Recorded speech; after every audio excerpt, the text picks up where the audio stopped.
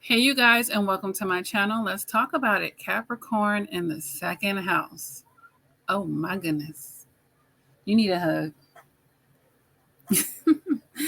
You definitely need a hug. So, you guys, the second house brings a strong focus on financial stability and security and self worth and the things that we put value on.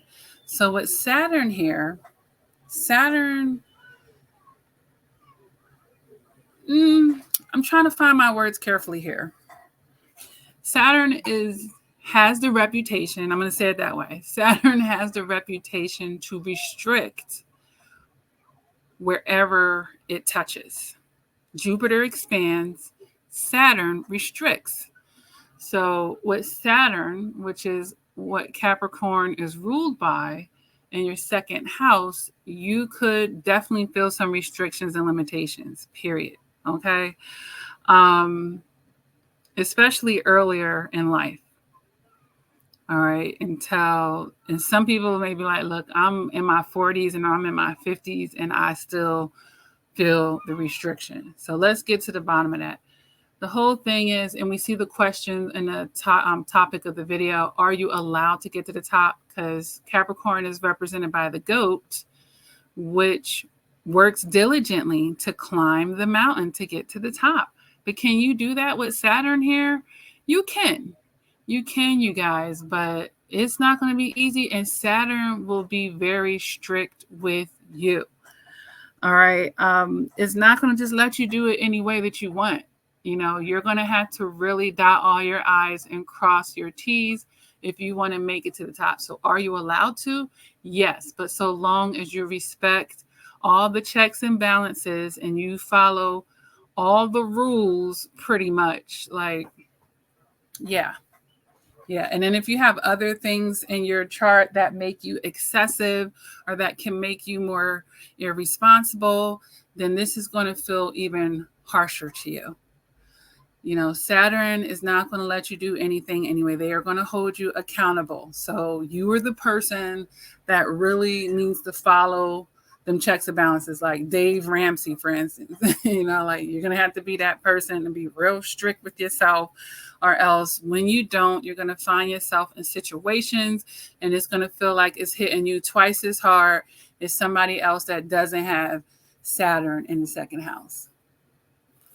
So on the plus side, it restricts you and it will only let you do things the right way. But on the second half, if on this other side, if you're willing to do that and be diligent and really follow those, first of all, you got to figure out what those financial laws are and don't offend them, because they will come back, like I said, to bite you in the behind. Okay.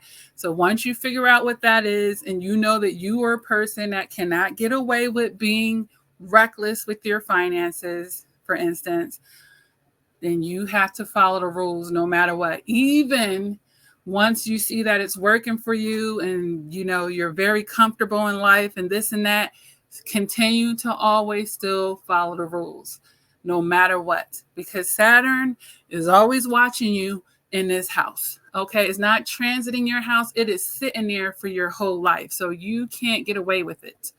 You can't get away with it. All right. Now, as well, we can talk about, beyond the financial part is your self-esteem. With Saturn here, we want to make sure that you have adequate self-esteem. Okay. This person with Saturn in the second house, I know you're a hard worker, more than not. Unless there are other placements going on, you're going to be a hardworking person. And you're going to probably feel like you have to work 10 times as hard to do this and that. And you might feel like it's, like I said, in the earlier part of your life, that you are being restricted no matter what you do. Like there's no skipping a step. So when you finally do get to a certain part in your career, or your business finally takes off after all these years of planting seeds and being diligent and being overlooked and possibly underpaid, you finally get your breakthrough. It is well deserved. Enjoy that when it happens, but don't get reckless. Because Saturn, like I said, it is always watching you in this place.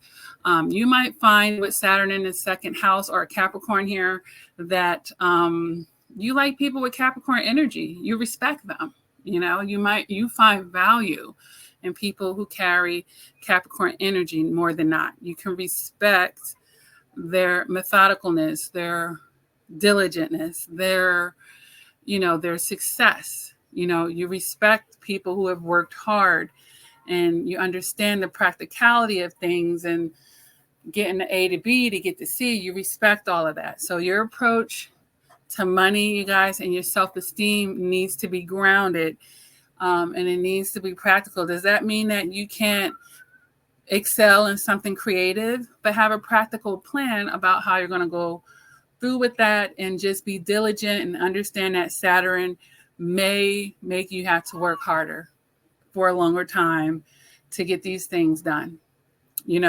But you may already be a little cautious by nature anyway with this Capricorn or Saturn energy here sitting in your second house.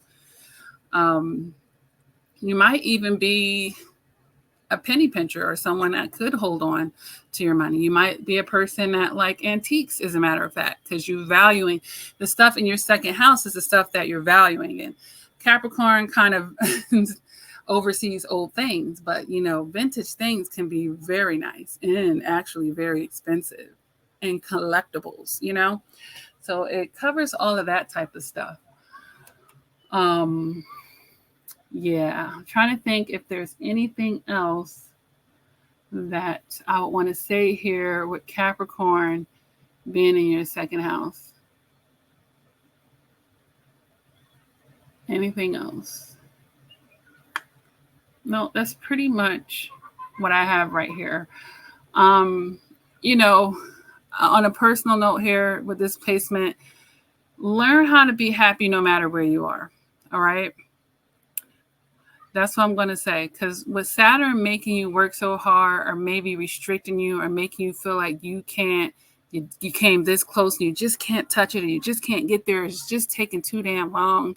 Or you feel like you get this when you old type of energy. It's going to be important with this energy to learn how to appreciate your process along the way, smelling the roses along the way. Capricorn could be so focused on the end goal that you're not appreciating and just being thankful for what you do have right now. Maybe you do want to be in that big mansion. Maybe you even deserve to be there, but you're not there yet physically in the 3D. But hey, if you have an efficiency, if you have your 1-bedroom castle, okay, treat it just as such, you guys, and learn how to.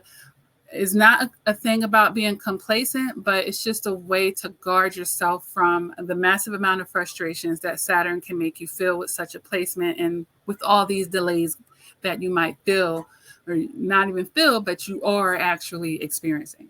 Okay. Enjoy and appreciate the abundance that you have in your life in all levels, no matter where you are right now. Who was it that I was years ago, because I studied a lot of successful people. Was it Sylvester Stallone that used to go and drive? He would, they don't even let you hardly do that nowadays because they want to know that you can actually afford the car before you even could test drive it. But I'm just saying, back then, he used to go drive these Ferraris. He couldn't even afford it. He was homeless and stuff, and he would drive all these expensive cars, and, he was visualizing it, and he knew one day he would get there, and he did. He actually did. But it didn't stop him, when he was homeless. It didn't make his self-worth plummet.